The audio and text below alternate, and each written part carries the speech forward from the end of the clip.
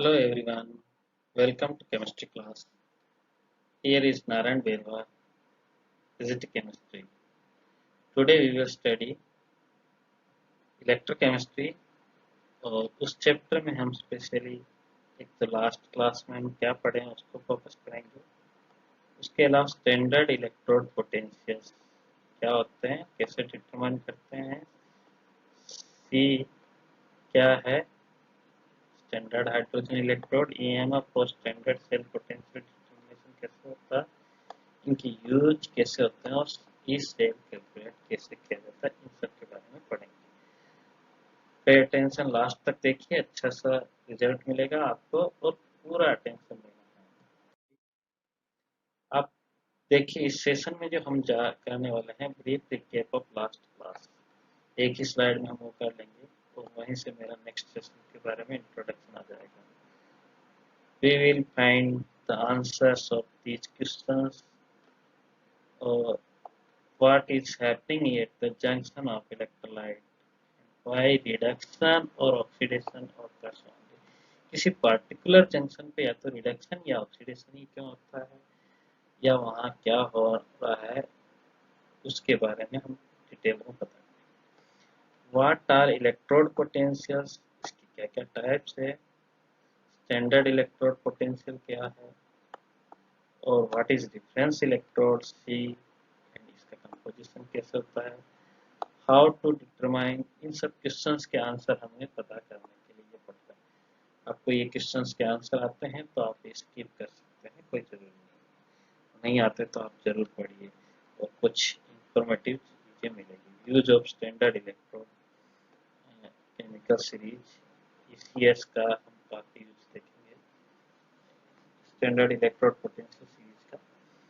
ठीक है, अभी हम तो ब्रीफ रिवीजन देख लेते हैं। अभी हम लास्ट क्लास में क्या हुआ था, specially brief revision of last class.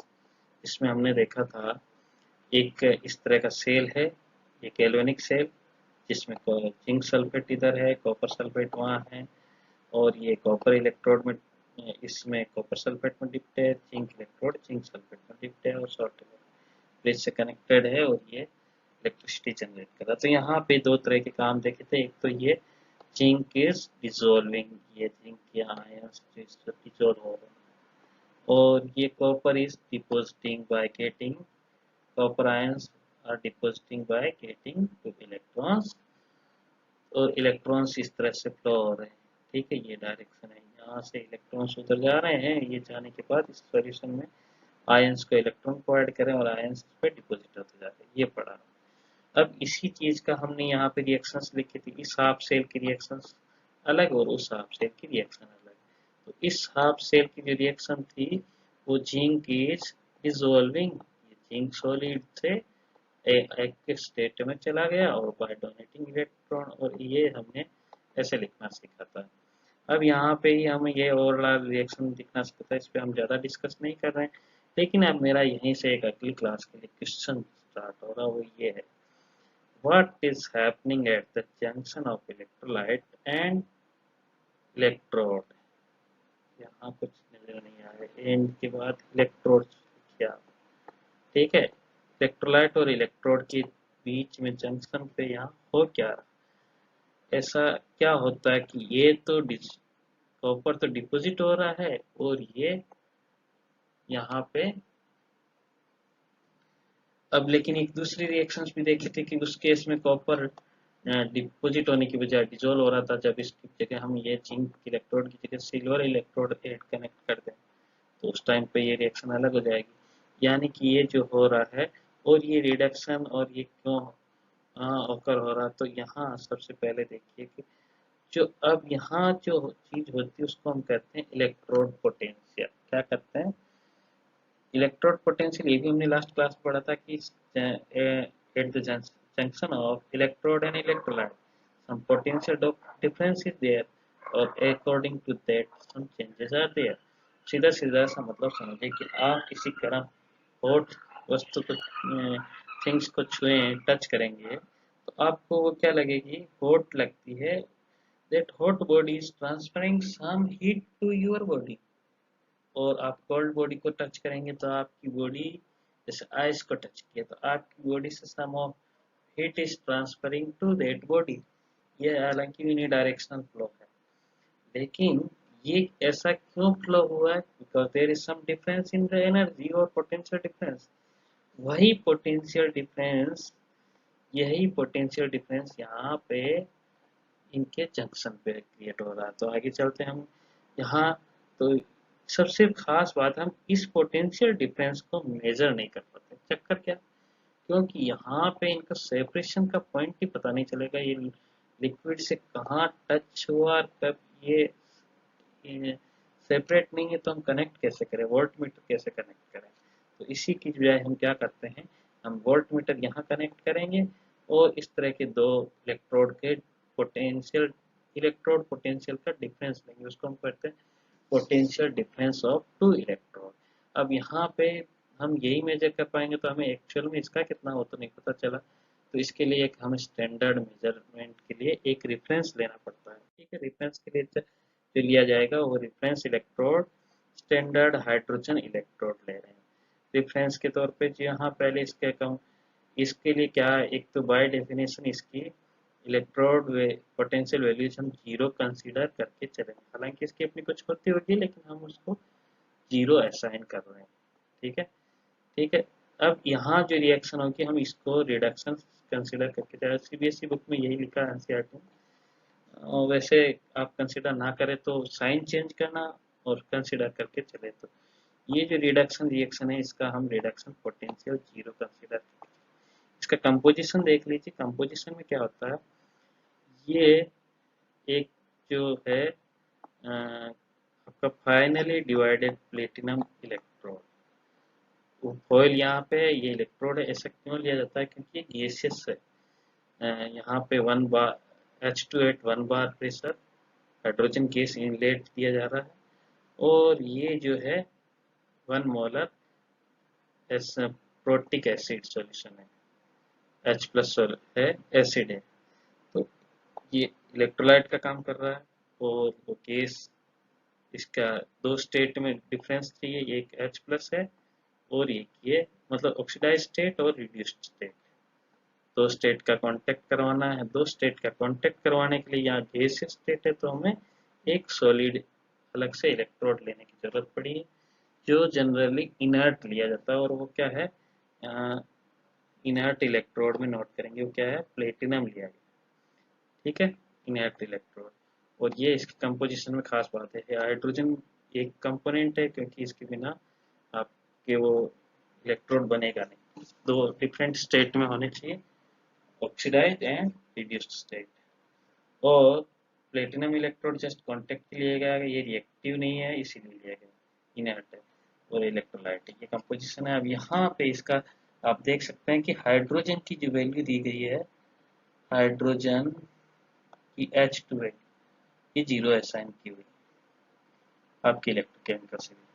इसी से ऊपर नीचे अब सारा डिस्कस हम इसके बाद में करेंगे। अभी स्टैंडर्ड हाइड्रोजन इलेक्ट्रोड देख लिया, अब उसकी हेल्प से हम दूसरे इलेक्ट्रोड की वैल्यू कैसे पता निकालते हैं, डिटरमाइन कैसे करते हैं। तो यहाँ देखिए, ये स्टैंडर्ड हाइड्रोजन इलेक्ट्रोड है।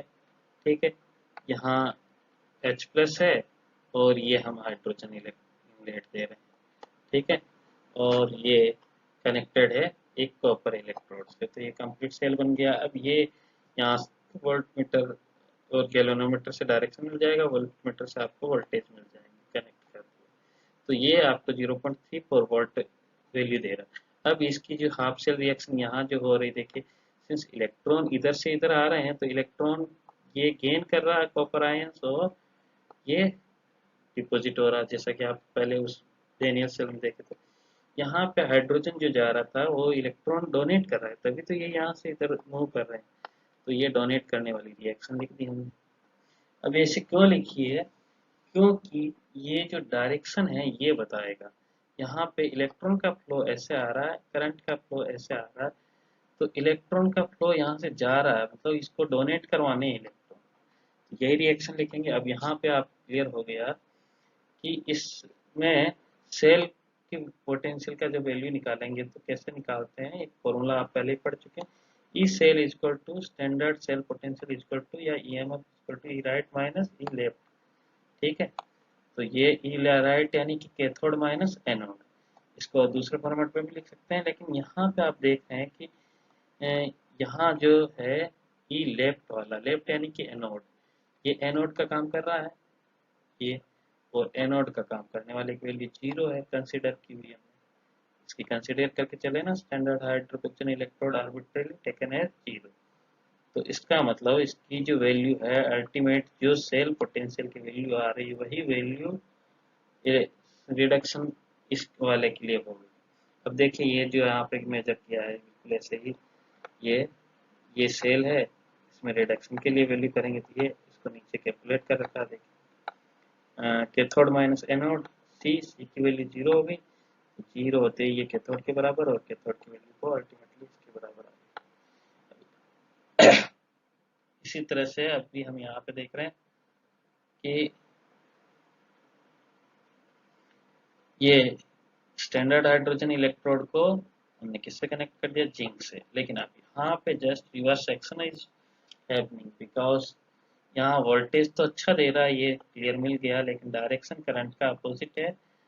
करंट क्या हो रहा है यहाँ पे, इस डायरेक्शन में फ्लो हो रहा है और इलेक्ट्रॉन आ रहे हैं जिंक टू हाइड्रोजन, तो इसके अपोजिट है, इसकी प्लस वैल्यू ली, रिडक्शन, इसका तो रिडक्शन ही था यहाँ पे, और रिडक्शन के लिए हमने प्लस चल रहा है। अब यहाँ पे आप देख रहे हैं तो कि ये इलेक्ट्रॉन डोनर तो है जिंक और गेनर है हाइड्रोजन।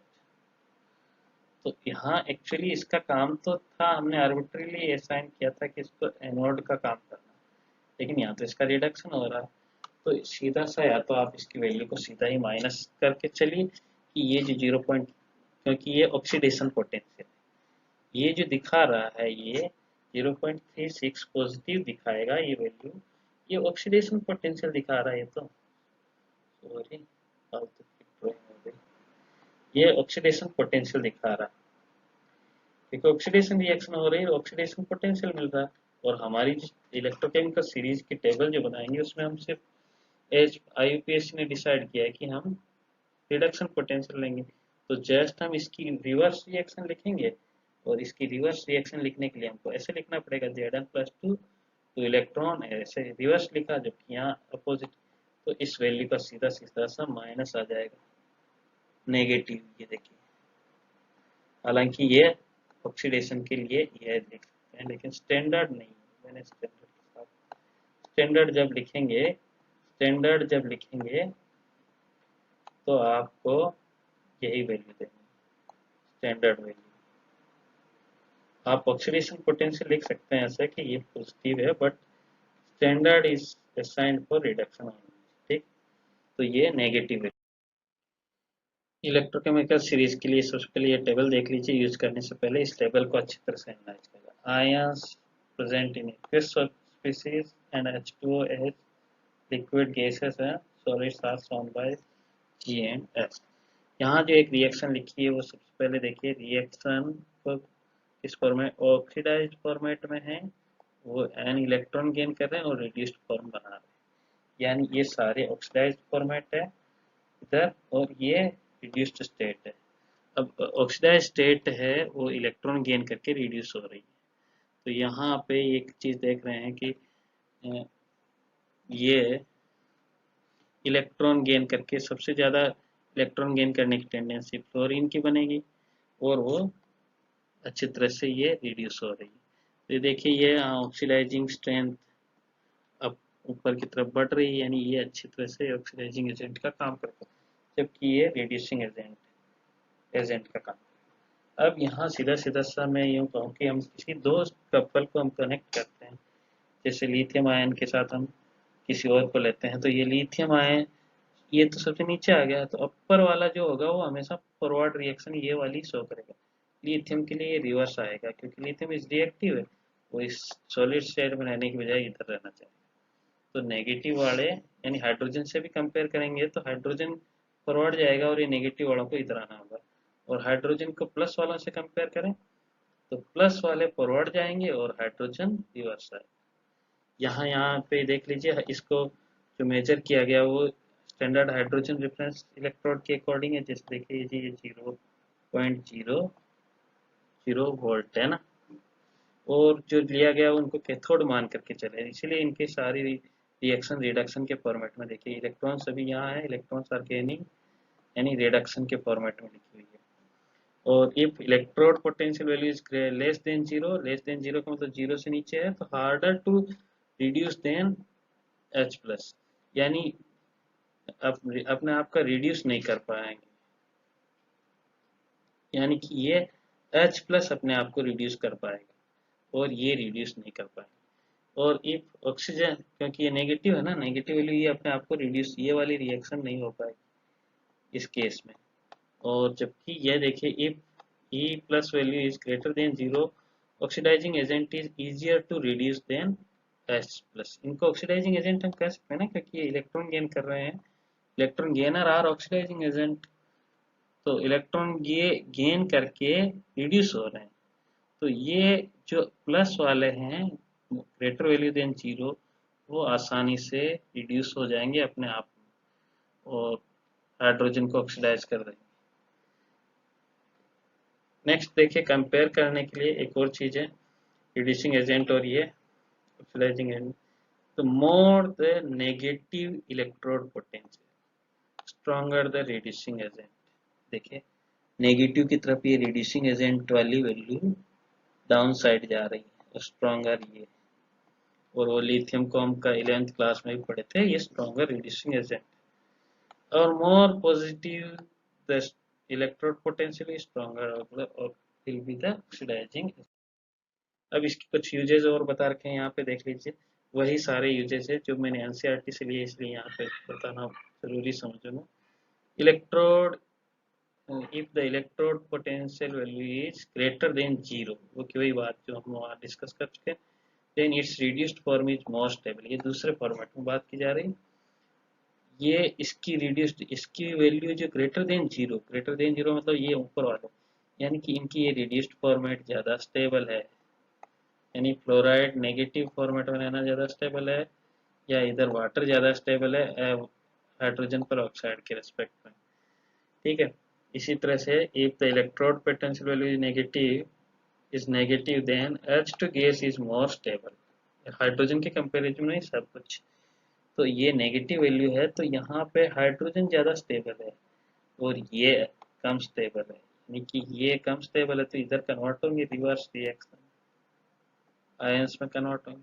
देखिए, fluorine is maximum tendency to get reduce to fluoride ion, ये सबसे ज़्यादा इधर, क्योंकि ये टॉप पे है, और ये स्ट्रॉन्गेस्ट ऑक्सीडाइजिंग एजेंट, क्योंकि ये एरो में भी टॉप पे आ गया।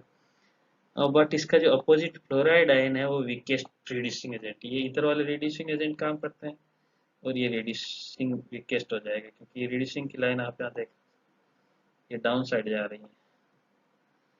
लिथियम का जस्ट इस केस समझ सकते हैं, lithium is the strongest reducing agent, क्योंकि ये रिड्यूसिंग एजेंट की तरह सबसे हाईएस्ट नेगेटिव वैल्यू, जबकि ये जो लिथियम आयन है वो वीकेस्ट ऑक्सीडाइजिंग हो जाएगी, क्योंकि ऑक्सीडाइजिंग में ये शुरुआती पॉइंट, स्टार्टिंग पॉइंट है। As we go down from the top to bottom in table 3.2 standard electrode potential decreases, यानी कि वो सारे positive to zero and zero, less positive and then zero and negative जा रहे हैं।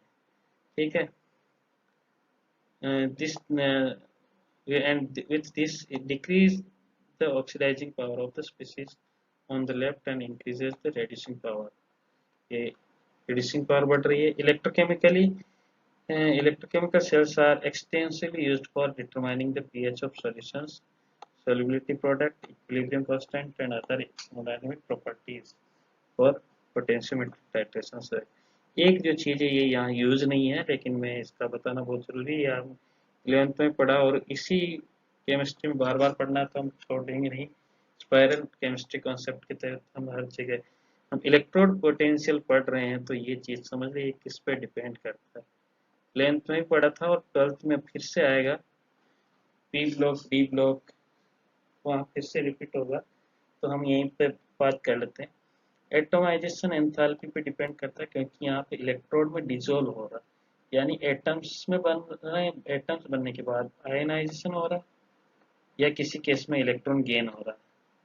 तो आयनाइजेशन एंथैल्पी या इलेक्ट्रॉन गेन एंथैल्पी, और एक है वो पानी में डिसॉल्व होते हैं तो हाइड्रेशन एंथैल्पी। इन 3 फैक्टर पर डिपेंड करती है। ये जिसकी जो हायर ये वैल्यूज है इस तरह की है, या फिर इसकी ज़्यादा इस तरह की वैल्यूज है, तो इन सब के पीछे ये 3 फैक्टर में से कोई रीज़न, इसका अल्टीमेट रीज़न जो मेरा क्वेश्चन था ना कि कहीं पे वो पार्टिकुलर रिएक्शन क्यों होगी, ऑक्सीडेशन ही क्यों हो रहा है कहीं पे और कहीं रिडक्शन ही क्यों हो रहा है, इसका आंसर जनरली शायद किसी वीडियो में नहीं मिलेगा, वो यहाँ पे डिस्कस करते भी नहीं। लेकिन मुझे एक्चुअली स्पायरल टीचिंग कॉन्सेप्ट के तहत ये पढ़ाना, तो आप समझ गए कि वो कहाँ रिडक्शन जो होना है। जैसे हम देख रहे थे जिंक इलेक्ट्रोड और कॉपर इलेक्ट्रोड, अब क्वेश्चन ये बन रहा है कि इन दोनों कपल को हम ऐड करते हैं तो जिंक जो है वो क्या होता है, जिंक ऑक्सीडेशन होता है और कॉपर का रिडक्शन, या यूं कहे कि ये इस सीरीज में जिंक की पोजीशन ऊपर क्यों, कॉपर की पोजीशन ऊपर क्यों गई और जिंक की पोजीशन नीचे क्यों आ गई। ऐसे उल्टी होती तो भी ऐसा काम नहीं करता। अब यहाँ पे जाएंगे तो आपको क्लियर पता चलेगा कि कॉपर +2 आयन है ना, वो बनाना ही सबसे टफ काम हो रहा है। क्यों बनाना टफ काम हो रहा है, ये एक क्वेश्चन है। 2 मिनट आप सोचिए, मैं तो आंसर देके जाऊंगा। वैसे होमवर्क देता नहीं हूँ ऑनलाइन क्लास की वजह से, बाकी क्लास में सिर्फ होमवर्क मिलता है आपको, तो अब आप ऑनलाइन है तो आंसर तुरंत मिल जाएगा। कॉपर +2 नहीं बनता आसानी से, चक्कर ये है कि ये इसका इलेक्ट्रॉनिक कॉन्फ़िगरेशन देखे होंगे आप, स्पेशली 29 है और वहीं इसका रीजन छुपा हुआ है। ये इसका जो है 4s1 and 3d10 electronic configuration है। अब 3d10 है, एक इलेक्ट्रॉन डोनेट करके ये स्टेबल कॉन्फ़िगरेशन में रह जाता है, दूसरा डोनेट करेगा तो अनस्टेबल में जाएगा। तो यहाँ higher electronegativity is required, higher ionisation enthalpy is required. ये आयनाइजेशन एंथैल्पी बहुत ज़्यादा होती है which can't be covered by hydration enthalpy, तो इसीलिए ये उस स्टेट में जाना नहीं चाहता है। तो फिर ये जो है इलेक्ट्रॉन डोनेट करके +2 स्टेट में आना नहीं चाहता, तो फिर ये इसी स्टेट में रहना चाहेगा। इसी स्टेट में रहना चाहे तो हार्ड इसके कंपैरिजन में अपर साइड में जाना होगा, क्योंकि जिनको इधर वाले स्टेट में रहना है वो ये है। देखिए फ्लोरीन को भी फ्लोराइड बन के रहना है। तो क्लियर हो गया, सीधा सा आंसर कहाँ छुपा है, इनके रीजन में। वो क्वेश्चन कहीं आंसर मिलेगा तो यहीं मिलेगा। अब इसके अलावा थैंक यू। अभी कुछ एक और स्लाइड है, देख लीजिए। एक तो स्लाइड हो रहा है, अभी कैलकुलेशन भी है। ये अभी हम देख चुके हैं, यहाँ पे थोड़ा सा डिफरेंट फॉर्मेट में है। ये वैल्यूज जो है ये डिसाइड कराती है सेल पोटेंशियल वैल्यू कैलकुलेट करने का तरीका। ये फॉर्मूला हम सेल पोटेंशियल, अभी तो हम standard electrode potential value calculate किए, लेकिन अब कपल से हम कोई पार्टिकुलर सेल बनाएंगे तो उसके जस्ट इनको कैथोड माइनस एनोड, अपर वाला कैथोड रहेगा, नीचे वाला एनोड रहेगा, यही करना और कुछ नहीं। जैसे कॉपर और ये जो रहेगा कॉपर का वैल्यू और जिंक का, तो कैथोड ये कैथोड माइनस एनोड 0.76। अब ये ऑलरेडी माइनस है तो 0.34 माइनस माइनस माइनस प्लस, यानी अल्टीमेट प्लस करके 1.1 वोल्ट आएगा। अब यहाँ देखें कि ये यहाँ वैल्यू यदि पॉजिटिव आती है ग्रेटर देन 0 तो वो रिएक्शन स्पॉन्टेनियस होगी, ये भी कहानी है।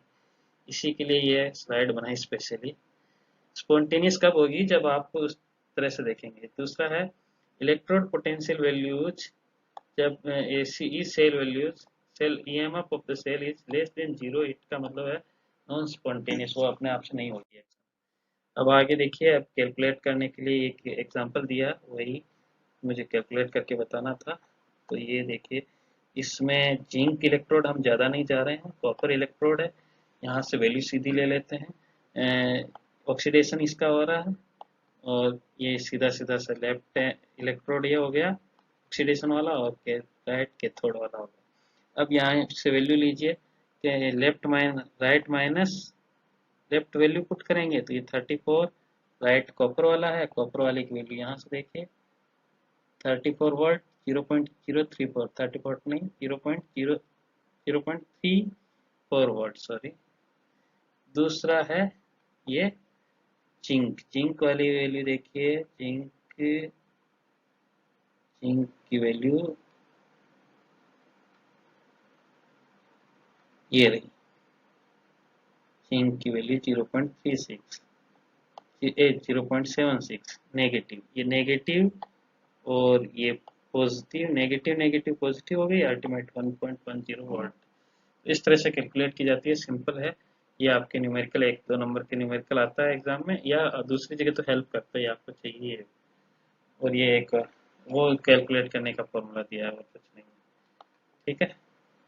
ये कैथोड एब्सोल्यूट, ये कहने का सेंस है कि हम एब्सोल्यूट कैथोड वैल्यूज आर नहीं मेजर कर पाते हैं, ये स्टैंडर्ड वैल्यूज ही ध्यान रखना है। ये स्टैंडर्ड के अलावा दूसरी, इसकी हेल्प से हम दूसरी एट एनी कंसंट्रेशन पे नहीं कैलकुलेट कर पाएंगे, नोट कर लेना यही, इसका ऊपर वाले का सेंस यही है। इसे और दूसरी चीज़ ये रिडक्शन और ऑक्सीडेशन को हम इस तरह से नहीं लिख सकते, क्योंकि हम ये जो रिडक्शन तो ठीक है, ऑक्सीडेशन के साथ हम ये ई नोट नहीं लगा पाएंगे। Thank you, stay home.